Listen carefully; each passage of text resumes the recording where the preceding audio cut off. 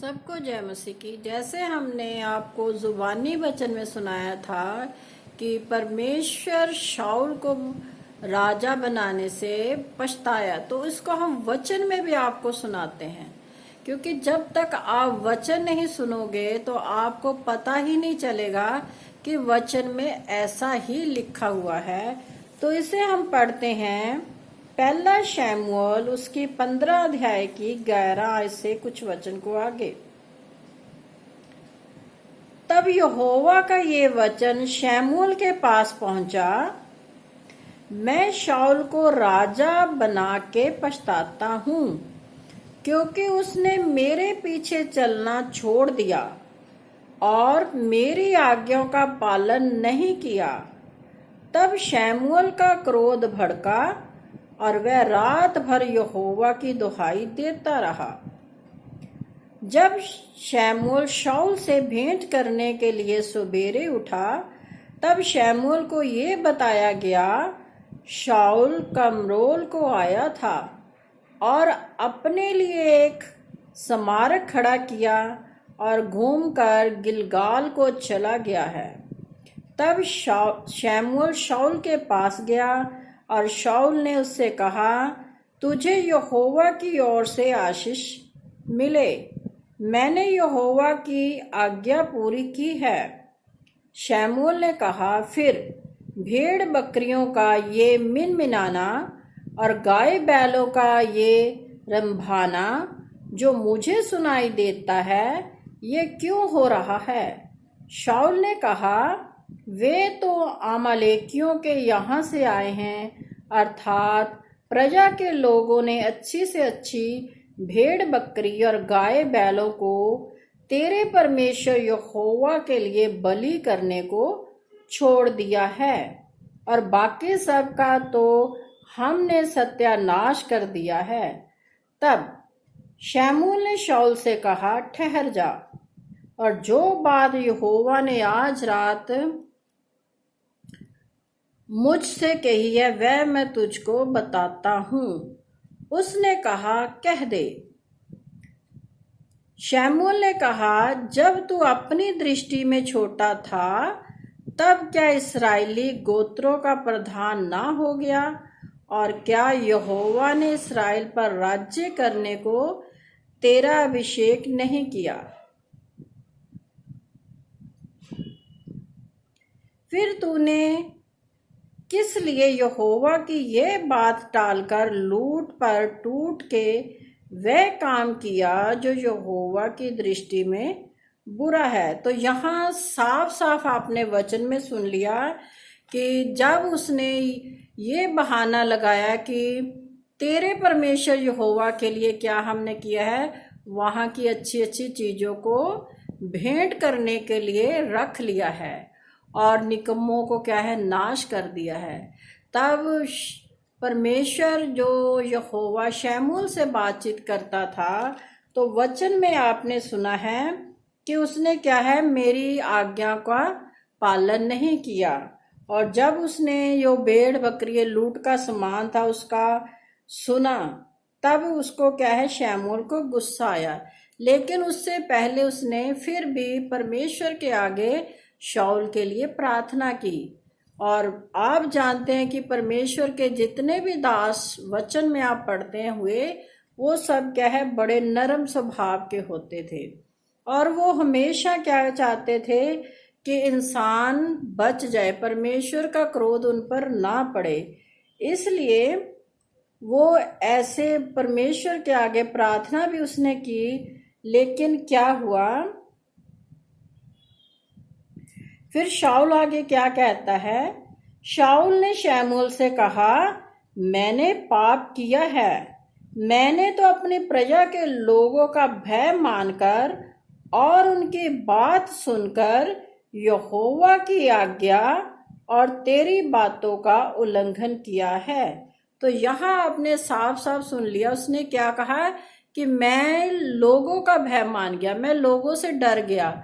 जो उसकी फौज थी, जिन्होंने लूटपाट की थी, जंग जीती थी, क्या है, उनसे डर गया और उनकी बात मैंने मान ली। और क्या है, इसलिए क्या है, मैं पाप में फंस गया। आ वचन में आपने सुन लिया कि उसने, जैसे हम अपना किसी भी बात के लिए तर्क रखते हैं कि मैंने ये गुनाह नहीं किया, मुझसे ये गुनाह हो गया, किसके कारण? लोगों के भय के कारण। इसलिए परमेश्वर कहता है कि तुम लोगों से मत डरना। वचन में नए नियम में आप पढ़ सकते हैं, वहां लिखा हुआ है कि तू लोगों से मत डरना, जो कुछ तुम्हें कहना होगा मैं तुझे उसी घड़ी बता दूंगा। ये परमेश्वर प्रभु यीशु मसीह ने वचन का प्रचार करते हुए लोगों से कहा था। लेकिन लोग क्या है कि आज भी क्या है, डर जाते हैं समाज से, अपने रिश्तेदारों से, अपने बहन भाइयों से। बहुत बार तो लोग अपने बच्चों से भी डर जाते हैं और वो कार्य कर देते हैं जो परमेश्वर की नज़र में बुरा होता है। और ऐसा ही हुआ।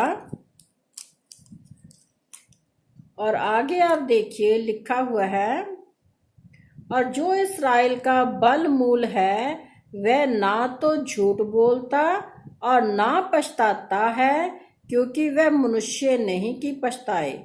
और जब क्या है, वचन में लिखा है कि परमेश्वर जो कुछ भी करता है इंसान के जीवन में, वो बाद में फिर पछताता नहीं है कि मैंने ये क्या किया, और ना वो मनुष्य की तरह है कि झूठ बोलता है।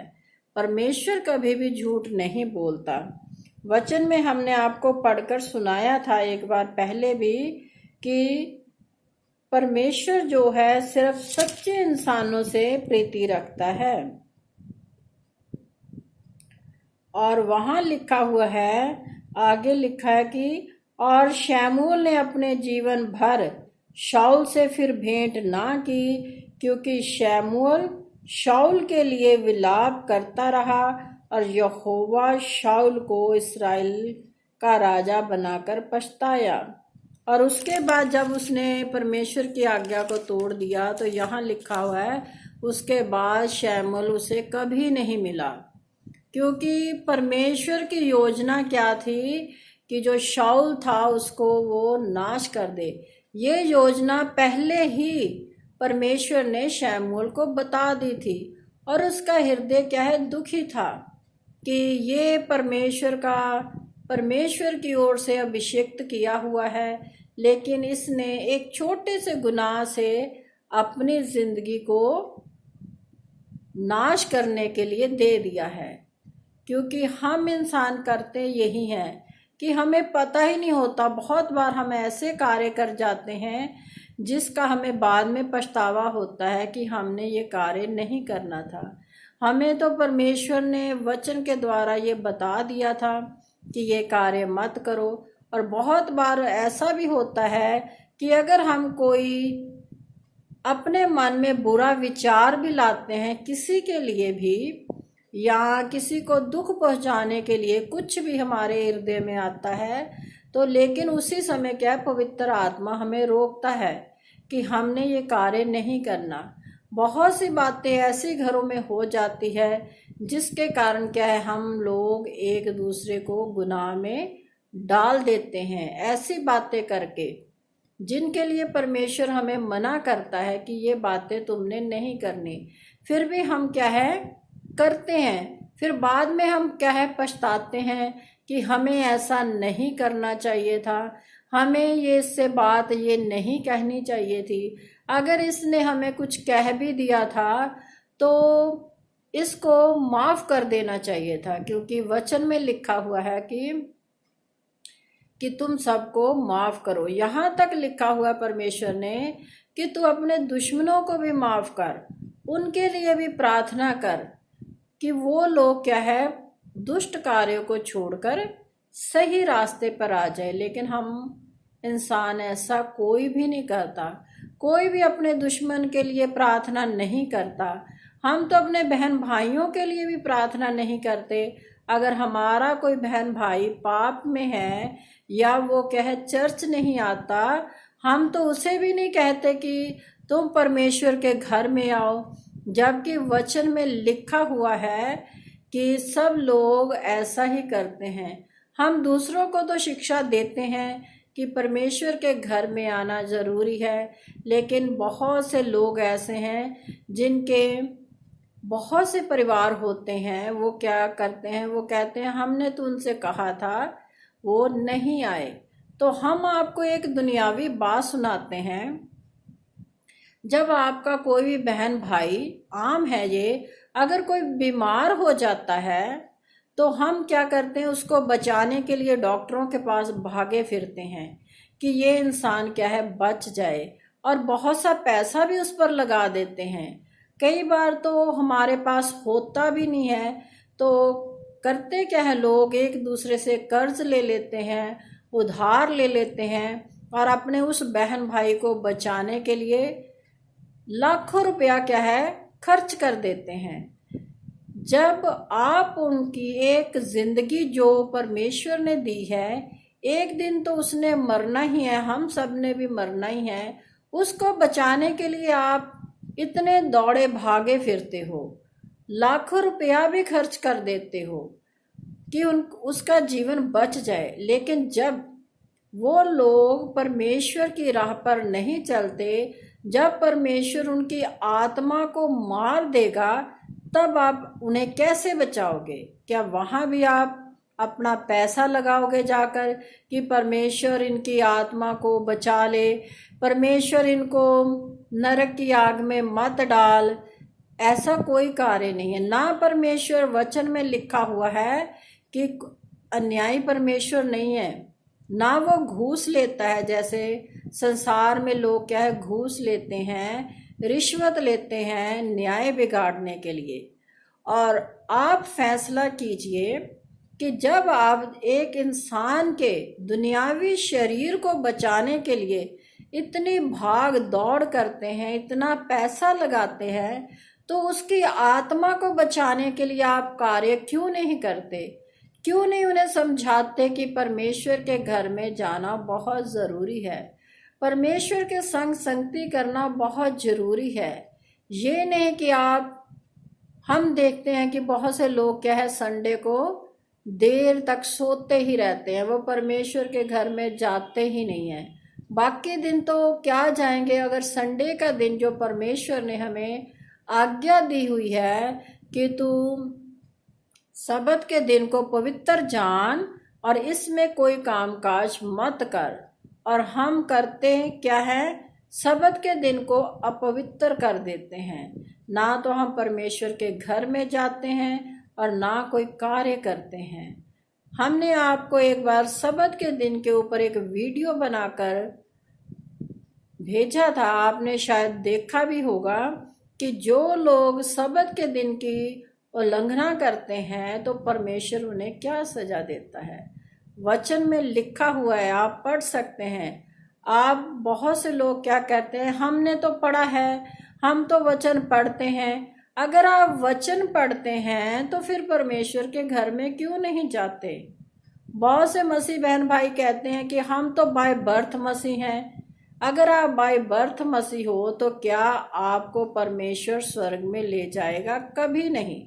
जब आपने कभी प्रार्थना ही नहीं की, जब आप कभी चर्च में गए ही नहीं, साल में एक बार आप परमेश्वर के घर में जाते हो, क्रिसमस के दिन, वो भी इसलिए नहीं कि परमेश्वर का उस दिन जन्मदिन है, बल्कि इसलिए आप जाते हो, वचन में लिखा हुआ है, खाने पीने के लिए।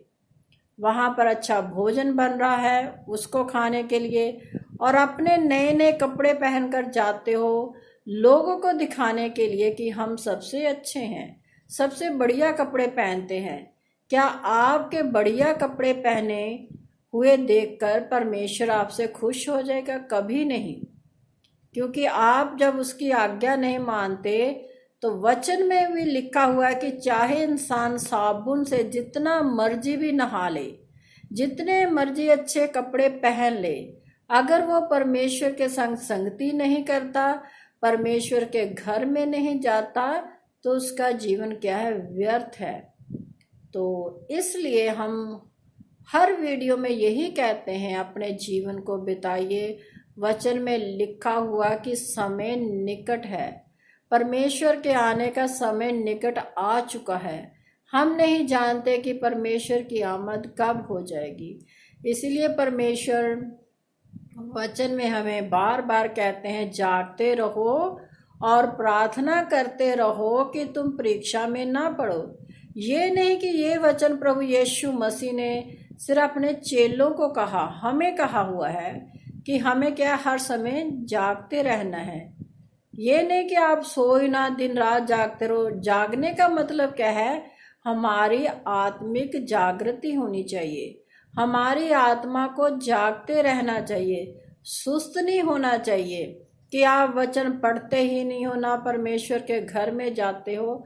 तो फिर जब परमेश्वर आपको लेने के लिए आएगा तो आप किस मुंह के साथ उसके सामने खड़े होगे? क्या आप उनसे कहोगे कि हम परमेश्वर आपके घर में क्यों नहीं आए? वहां पर परमेश्वर ने आपका कोई भी बहाना नहीं सुनना। हो सकता है कि मजबूरी में कभी कोई इंसान किसी संडे ना जा सके, कोई ऐसी मजबूरी भी इंसान के जीवन में हो सकती है, लेकिन हर बार ऐसा नहीं होना चाहिए। तो इसलिए हम सभी बहन भाइयों से गुजारिश करते हैं कि दूसरे का जीवन बचाने से पहले आप अपने जीवन को बचाइए, अपने बच्चों के जीवन को बचाइए, अपने बहन भाइयों के जीवन को बचाइए। अगर आपने अपने बहन भाइयों के जीवन को ही बचा लिया तब भी परमेश्वर आपको बहुत बरकत आशीष देगा। अगर आप खुद ही बच रहे हो, सिर्फ आप खुद चर्च जा रहे हो, परमेश्वर के साथ संगति कर रहे हो और अपने बहन भाइयों को कहते ही नहीं हो कि चलो परमेश्वर के घर में चले, या अपने बच्चों को कहते ही नहीं हो कि चलो परमेश्वर के घर में चले, तो आपको उसका कोई फायदा नहीं होगा। ये नहीं कि आपने सिर्फ अपना ही जीवन बचाना है, आपने अपने सारे कुटुंबियों का जीवन बचाना है। तो सबको जय मसीह की। अगर आपको ये मेरा वचन का वीडियो अच्छा लगता है तो आप इसे लाइक कीजिए, शेयर कीजिए, सब्सक्राइब कीजिए, अपने बहन भाइयों के साथ मिलकर परमेश्वर के वचन को फैलाएं। तो सबको जय मसीह की।